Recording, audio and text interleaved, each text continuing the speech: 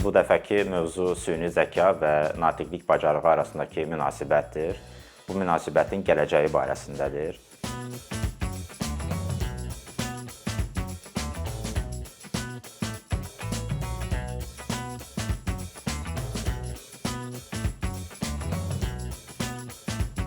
Daha öncəki çıxışımda xatırlayıram ki, 4 əzələ haqqında danışmışdım. Vaxtın idarə edilməsi, enerjinin, məzmunun və vizualların idarə edilməsi. Mənə elə gəlir ki, süni zəkanı bir alət kimi görəndə biz həmin o alətin hansı əzələləri daha çox inkişaf elətdirdiyini və yaxud hansına daha çox təsir elədiyini anlamalıyıq.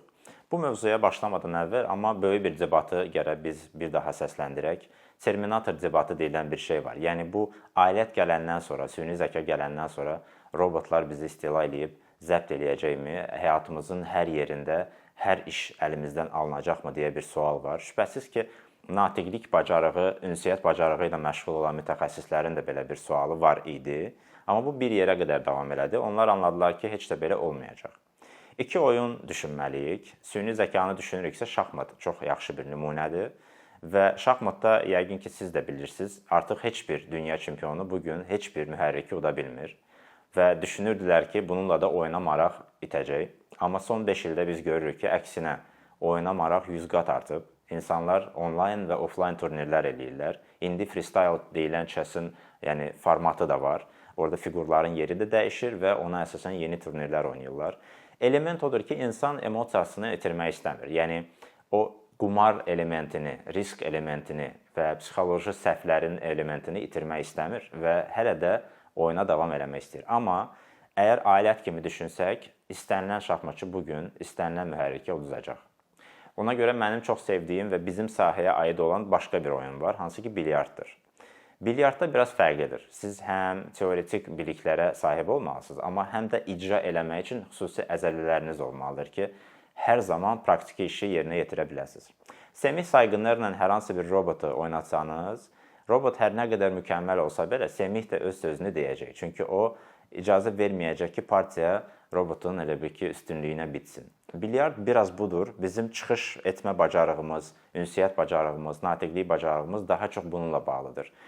Bugün süni zəka icazə verir ki, istənilən mətni siz 1 dəqiqəyə yığa biləsiniz, hətta yarım dəqiqəyə. Mükəmməl mətnlər var, amma problem ondan ibarətdir ki, bu mətnləri yenə də insan özü təqdim etməlidir və orada problem yaranır.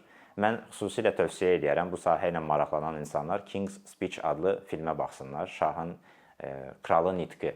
İngiltərənin vaxtilə belə bir kralı olub, hansının ki, danışığında bir problemlər olubdur və bu adamın qarşısına onlarla mükəmməl nitq qoyulsa belə, o özünün o travmatik keçmişinə görə həmin nitqləri eləyə bilmirdi.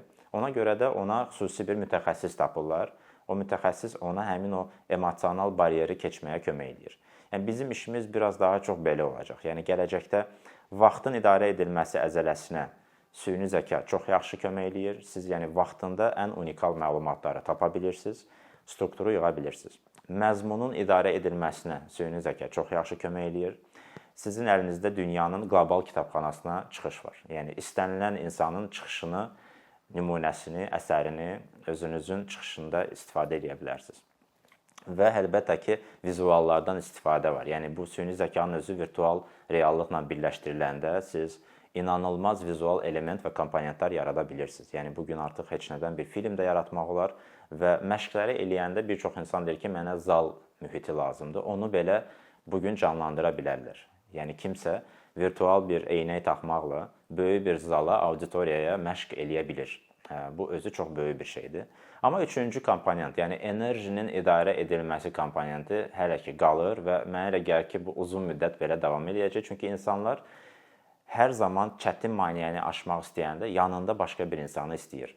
Çünki başqa bir insan onlara nəinki şəxsi təcrübəsini verir, həm də dəstəyini çox ayrı bir səviyyədə verir. Bu, sanki ruhun ruhla münasibəti və ünsiyyəti üzərində qurulur. Hətta bizim sektorda belə bir məsələ var, chemistry session deyirlər. Yəni, kiminləsə görüşürsənsə, müştəri olaraq, ilk 20-30 dəqiqəni sadəcə vaxt sərf edirsən ki, anlayasan ki, bu insanla sənə rahat olacaq, yoxsa yox. Yəni, bu insanla birlikdə həmin yolu qət eləmək istəyərsən, yoxsa yox. Süni zəka komponentində informasiya var. amma o emosional toxunuş və ruha toxunuş elementi yoxdur və orada əlbəttə ki, həmin o aşılmalı olan maneələri tezliklə aşa bilmirlər. Yəni belə bir məsələ var. Amma sonda nədir? Mənim gördüyüm odur ki, bugün istənilən şirkət nümayəndəsi, mütəxəssis, icraçı direktor qlobal və yaxud lokal bir forumda danışacaqsa, anında özünə bir mətn yığdırdıra bilər. O mətni qısa, uzun, dinamik olmayan, ruhlandıran, motivasiya edici şəkildə tərtib eləyə bilər, əmrə baxır. Amma bunu məşq eləyərkən, bunu auditoriya ilə işləyərkən yenə də bir mütəxəssisə ehtiyac duyacaq. İnsanların psixologiyasını anlamaq üçün orada süni zəka inanılmaz bir alətdir. Mənə elə gəlir ki, bizim debat burada dayanacaqdır. Yəni ki, robotlar bizi əvəz eləməyəcək, amma bu alət də bizim bütün işimizi əvəz eləməsə belə çox gözəl bir sinergiya yaradacaq. Yəni, alətin özü bizim nitqlərimizi bəlkə də 10 qat daha təsirli eləyə biləcək. Əgər biz ondan düzgün şəkildə istifadə eləyəcəksə. Sonda qalır etik məsələlər. Yəni, əksər yaradıcı insan, şair, yazıcı, müəllif bugün şikayət edir ki, onların əsərlərini onların icazəsi olmadan istifadə edirlər. Hətta son, deyəsən, ayların trendi var idi. Yapon rəssam və kinematograf idi, səhv eləmirəmsə. Onun tematikası ilə hər kəs özünə bir şəkil hazırlatdırırdı. Amma əslində siz gedib baxsaz, özünün müsahibələrində o süni zəkanı həmişə pisləyib və həmişə deyib ki, bu pis bir şeydir. Və mən istəmərəm ki, mənim illərlə sərf elədiyim bir şeyə kimsə saniyələr ərzində çata bilsin və onun əməyini, zəhmətini, yəni o insana mən heç vaxt izah edə bilməyəcəyim. Çox belə maraqlı bir hadisə baş verdi ki, dünyada hər kəs onun o multiplikasiya versiyasında olan personajlarını özünün avatarı kimi elədi. Sanki müştərilərdə və auditoriyalarda belə bir rahatlıq var. O etik klişelərimi, tabularımı dağıda bilirlər. Çünki onlara xoş gəlir. Özlərini fərqli şəkildə tanıtmaq xoş gəlir. Hələ ki, ən böyük debat budur. Yəni, bu yaradıcı insanlarla biz necə eləyək? Çünki bunun nəticədə məhkəmələri var, bunun nəticədə müəllif hüquqlarının debatları var ki, necə davam edir. Bir də ki, əlbəttə ki, bizim şəxsi perimetrlarımız. Yəni, biz əlbəttə ki, telefonlar vasitəsilə artıq illərlə böyük şirkətlərə məlumatlar ötürmüşük. Yəni, bu şirkətlər bilir ki, biz necə nəfəs alırıq, harda nəfəs alırıq, harda nəfəs almırıq.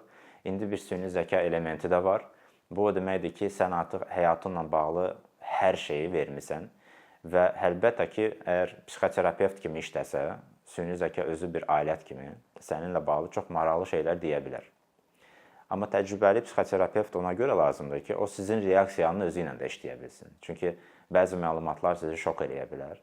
Bəzi məlumatlar sizə çox belə fərqli addımlar atmağa məcbur eləyə bilər.